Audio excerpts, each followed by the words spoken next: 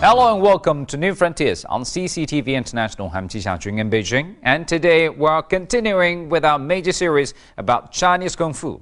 In this program, we'll hear more about one of the most important schools of martial arts in China, Wudang Kung Fu. Now, there are several unique aspects to Wudang Kung Fu, which is commonly known as Neijia boxing, and these set it apart from other schools.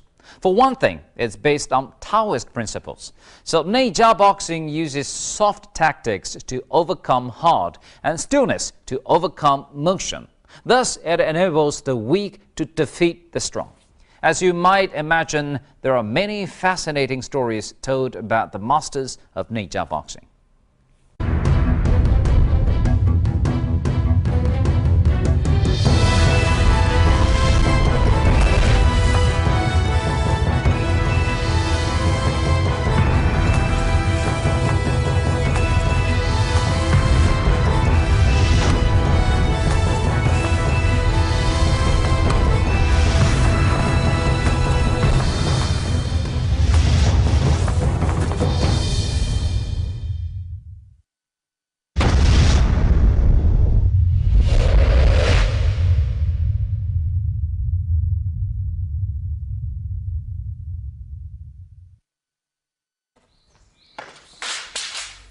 Lao Tzu stated, nothing should be done without reserve, and it is the same with Kung Fu moves, whether weapons are used or not. Any move, if executed with reserve, will land the person executing it in an awkward position.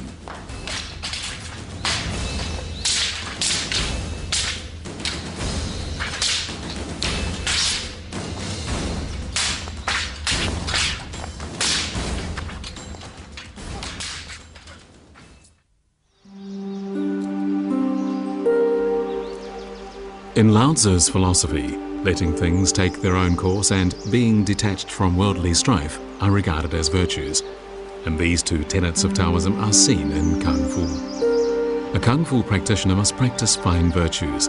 He must never give up on anything or attract attention on purpose. Traditional Chinese Kung Fu values skills, not merely winning a fight through physical strength.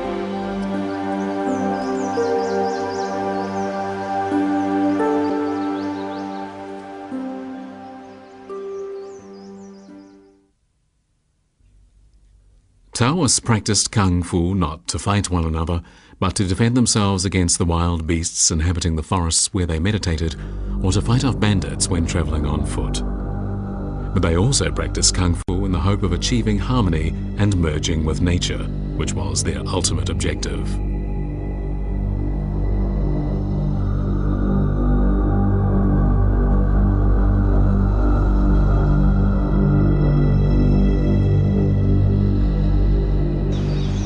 Taoist Jia seldom leaves Mount Wudang.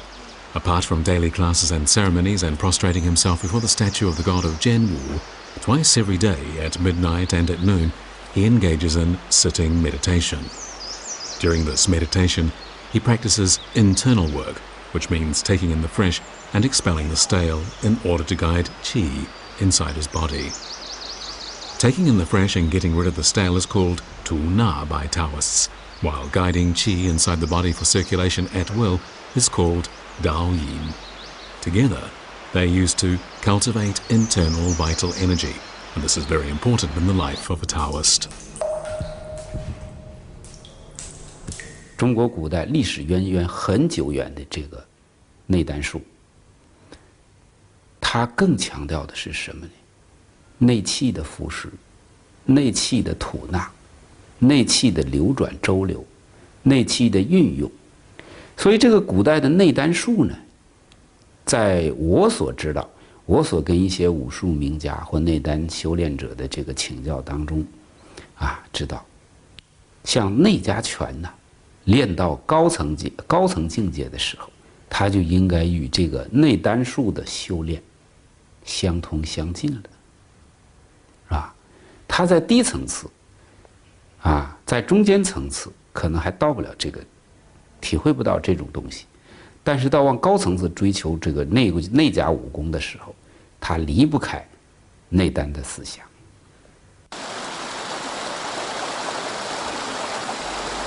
Internal qi is attained by adjusting breathing and regulating internal channels, and Taoists integrate this with their Kung Fu practice.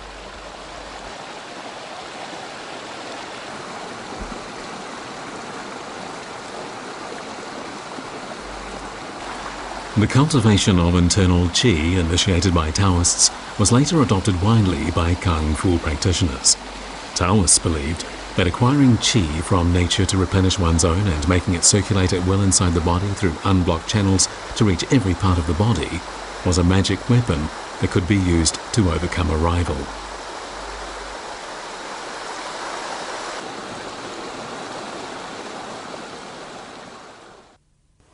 对内的这个修炼，对内气的这个修炼，这是中国文化特有的。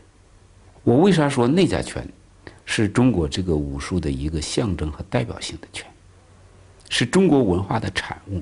因为我们知道中国的文化，这个哲学里的气化论呢，这个气学文化是中国文化独有的。所以说到这儿，其他的拳派或其他的门派，就包括所谓的这个少林外家，练到高层境界，同样有这些东西。这不只是内家所独有，但是是内家所推崇。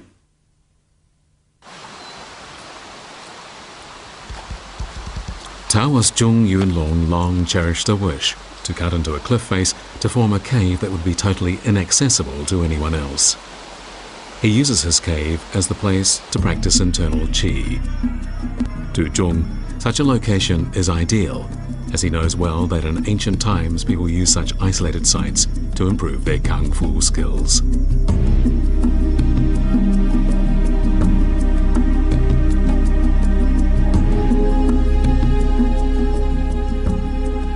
In such a place free from distractions, one can make great progress by concentrating the mind on just one outcome, improving one's vital energy, and with it, one's kung fu skills.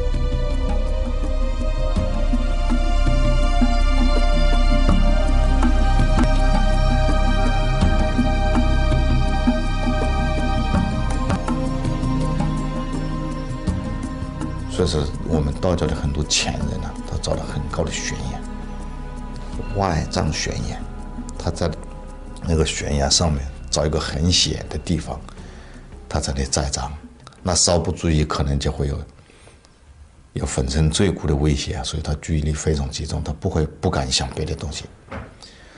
西是不敢想，在的时间长了是自然不想了。 Neijia boxing was born out of Taoist beliefs, but it wasn't just this philosophical basis that was the source of its development.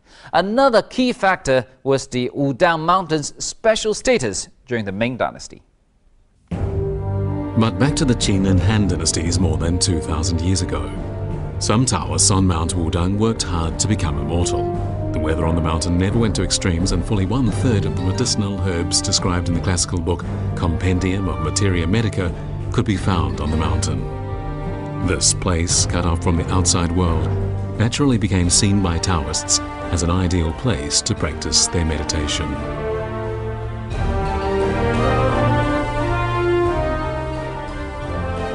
Shaolin Temple on the Central Plain, on the other hand, was dragged repeatedly into wars, particularly during the Ming Dynasty when the temple's monk soldiers were called upon to do service for the Ming government. The fact was, the kung fu fighting prowess of the Shaolin monks had aroused much attention from the court, and so the monk soldiers were sent again and again as a special force to fight for the empire.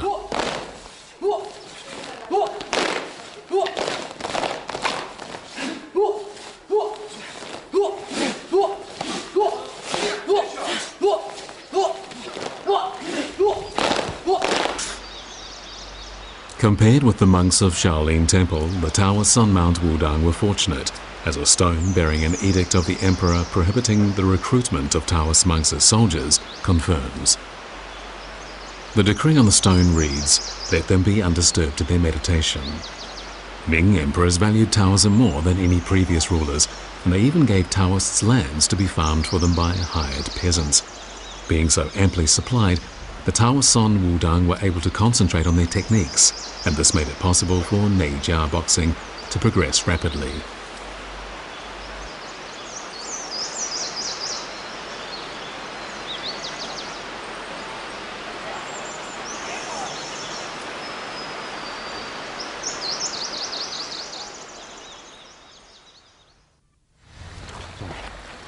Today, Taoist Zhong Yunlong likes to teach students in some quiet, secluded spot. But in ages past, Neijia boxing was taught only among Taoists and never to outsiders. While this age-old rule imbued this boxing style with an air of mystery, it also meant it was little known to non-Taoists or anyone else outside of the mountain.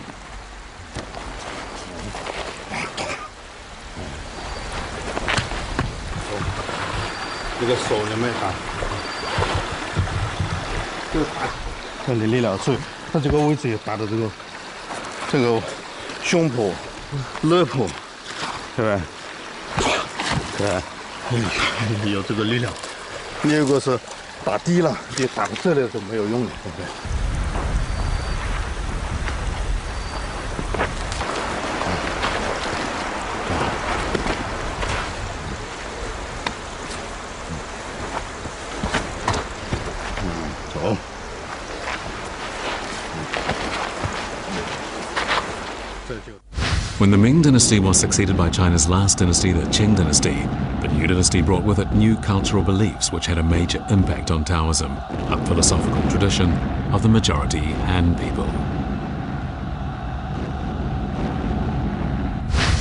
To the new regime, the royal temple of the Ming dynasty meant nothing, and under the new government, Taoists were no longer privileged.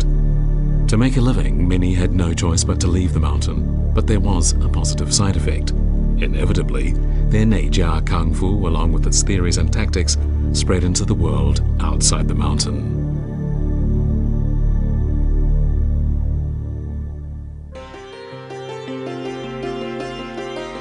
The three most famous schools, Taiji, Form and Will, and 8 trigram palm boxing, the three children of Neijia Kung Fu, were about to establish themselves in the world of Kung Fu. The great masters of these styles were yet to arise, and their stories were yet to be told. But in due course they would appear, and future generations would hear of them and learn of them. Neijia Kung Fu, one of the most famous styles, uses soft tactics to overcome the hard and stillness to overcome motion, and in so doing, it enables the weak to overcome the strong. However, some people believe that this school of Kung Fu is too soft and insubstantial for use in real combat situations. However, Neijia is the parent style of no less than 3 important schools of Kung Fu: Taiji, known throughout the world, Xingyi, meaning form and will, and 8 trigram palm. In the later years of the Qing dynasty and early years of the Republic, these 3 schools came to be recognized as having reached the highest level in Chinese Kung Fu. Each of the 3 had its own legendary masters, about whom there were many fascinating stories. Among the 3, Taiji is regarded as the most representative of the parent style Neijia. Today people are still divided about exactly when Taiji first appeared, but no matter when it was, today millions of people around the world practice it. Among all the theories put forward about its origins, one thing is beyond dispute. The birth of Taiji was related to a famous boxer named Yang Luchan, who was said to have learned the technique by stealing it from someone else. Yang was born into a very poor family in present-day Hebei province, and from a very early age he began to practice Kung Fu. By the time he was an adult, he was very good at Hung-style boxing. But it was an event that took place in front of a pharmacy that was to shape the course of his life. Using only what was described as a very slight move of a finger, the owner of the pharmacy threw a big, strong troublemaker to the ground and forced him to beat a fast retreat. Yang was impressed, and he soon learnt that the owner was from a village called Zhenjiagou in Henan province. He also learnt that this Kung Fu was called soft boxing, or what we call today Taiji. Astonished by what he had witnessed, Yang Luchan decided to make his way to Zhenjiagou to learn this incredible style of Kung Fu.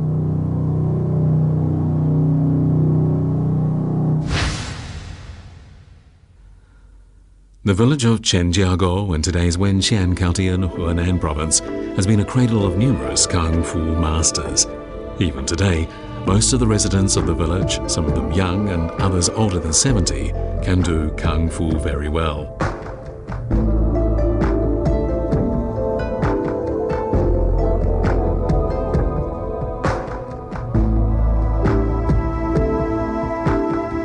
In the village, Yang Luchan located its most famous boxer, a man named Chen Changxing.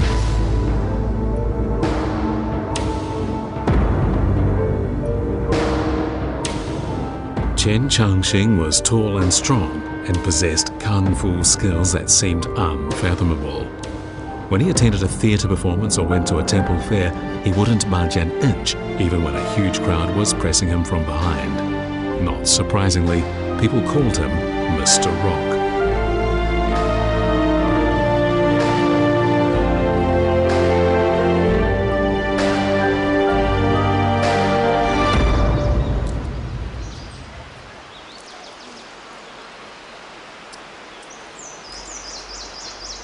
But where did this Chen Changxing learn Taiji? People are divided on this point as well. Some feel it likely that Taiji was not native to the village, while others think it probable that Chen inherited it from his ancestors. But whatever the case, all agree that Chen is the earliest recorded practitioner of Taiji, and it has been impossible to trace its history to anyone before him.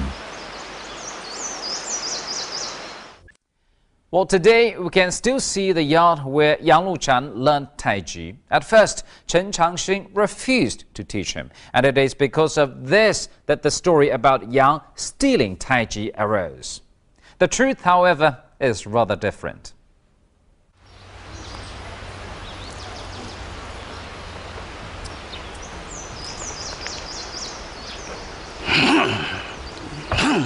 All Kung Fu masters were very picky when it came to choosing students, as, following the teachings that went with all schools of Kung Fu, only the virtuous, smart and quick-minded could qualify. Yang came twice to Chen Changxing and twice he was refused. But undeterred, he asked Chen a third time, and this time Chen decided to determine whether Yang was a suitable candidate. He asked Yang Luchan to come to a quiet room for a talk, and Yang showed up punctually, only to see Chen seated comfortably in a chair, eyes closed, at rest. Yang didn't disturb him, but stood to one side with all respect. After a long while, Chen opened his eyes and then simply said to Yang, "It's too late. Come tomorrow at the same time." The next day and the day after, the same thing happened. In fact, several days passed like this. But Yang did not become frustrated. Eventually, Chen was moved by the young man's determination, and he decided to teach him all he knew. 3 years later, the teacher said to Yang, "You may leave, because you have no match in this place." 我们一般的大家认同的是，杨露禅曾经3下陈家沟，就是他去一次可能学了一段时间，可能中间又回来了，完后再去。这个说明什么呢？内家拳，具体说太极拳，它的修炼是很不容易的。即便你是很聪明的人，即便你是很用功夫，它真的需要相当的悟性，还有老师给你喂劲儿，你才懂劲儿。懂劲儿后愈练愈精。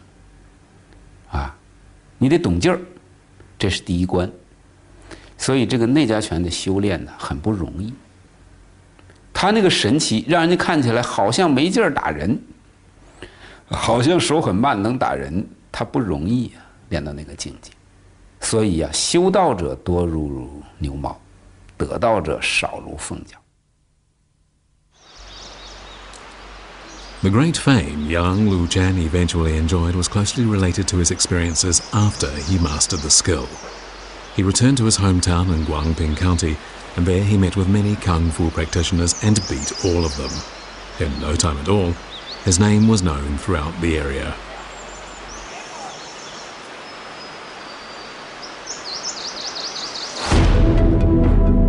Then one day, someone from Peking came to Yang's hometown in search of a tutor, and Yang was recommended.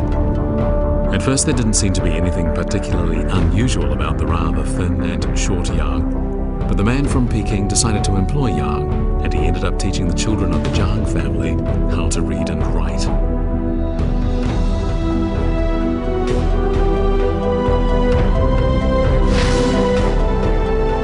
Zhang family owned a famous shop in Peking that sold pickles, and its owner, known as Fat Zhang, even supplied one of the royal princes with his product and maintained a close relationship with the prince's family. With the power of the family of a prince backing him up, Fat Zhang was regarded in the city as untouchable.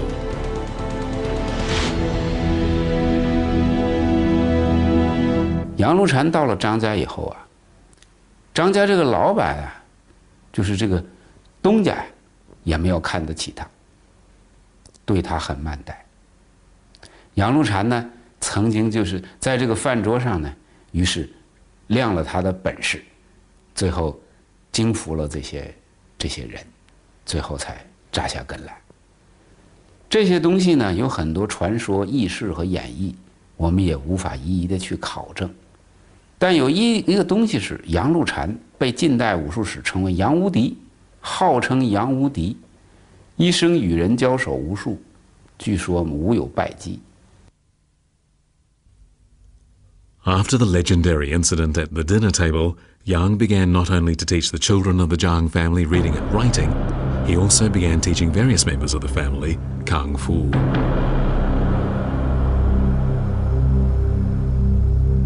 As it happened, the butler of Prince Duan was a great, almost fanatical lover of Kung Fu, and at the recommendation of Fat Zhang, Yang was employed by the prince as a Kung Fu coach.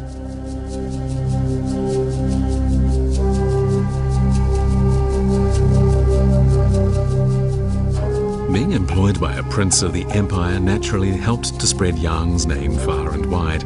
Before long, even Kung Fu masters were paying him visits. With his legendary Tai Chi Kung Fu, Yang won the name Invincible.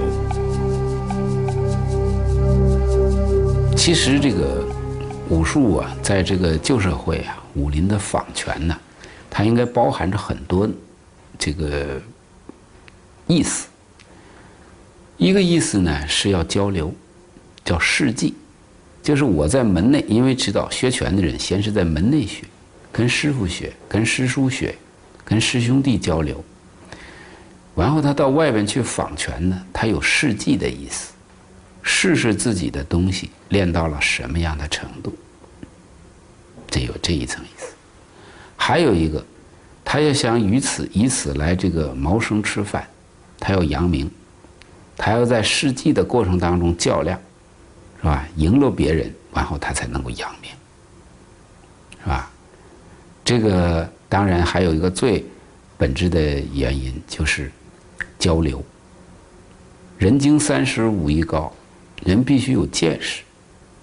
武术这个东西是要切身体会实战的，它不是纸上谈兵，所以他在外边这种仿拳本身的过程，也是多闻、多看、多体会的一个过程。 Among all the stories about Yang Luchan, the following is the most famous. One day, while resting, Yang Luchan was expecting a visit from a monk who was coming to compare notes. The visitor was very tall and very strong and quite impressive looking. When he arrived, Yang Luchan came out of the house to greet him.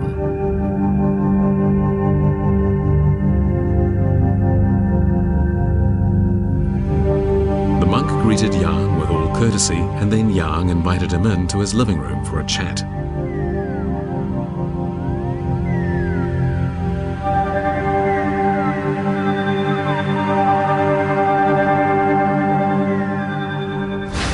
All of a sudden, however, the monk launched a blow aimed at Yang Luchan's chest.